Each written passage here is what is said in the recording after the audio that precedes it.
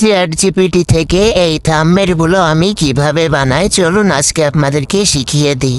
এর জন্য প্রথমে আমরা চলে যাব চ্যাট জিপিটিতে। এবার আমরা ক্লিক করব এই প্লাস অপশনে, তারপর পছন্দ মতো 3টা ফটো সিলেক্ট করে নেব। এখানে আপনি চাইলে 1টা বা 2টা দিতে পারবেন, কিন্তু 3টার বেশি দেওয়া যায় না। এরপর আমাদের কিছুটা করতে হবে, চ্যাট জিপিটিকে বুঝিয়ে বলতে হবে আমরা কি চাচ্ছি। এরপর আমি এখানে লিখে নেব make a thumbnail using this 3 photos. এরপর আমাদেরকে যেটা বলতে হবে আমরা ভিডিওর টপিক কি চাচ্ছি। এরপরে আমি লিখে নিচ্ছি দ্য টপিক উইল বি। এরপরে আপনাদের পছন্দ মতো একটা লিখে নেবেন, আমি এখানে লিখে নিচ্ছি।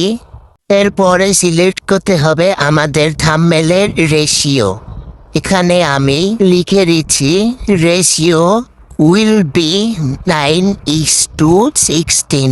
তারপরে এই তীর চিহ্নটার ভিতরে ক্লিক করে দিব, দিয়ে আমাদের কিছুক্ষণ ওয়েট করতে হবে। তারপরে এরকম সুন্দর একটা থাম্বনেল বানিয়ে দেবে। এরপরে আমরা এখান থেকে গ্যালারিতে সেভ করে নেব। আজকের ভিডিওটা যদি আপনাদের কাছে ভালো লাগে তাহলে অবশ্যই শেয়ার করে দিবেন আর পেজটা ফলো দিয়ে পাশে থাকবেন।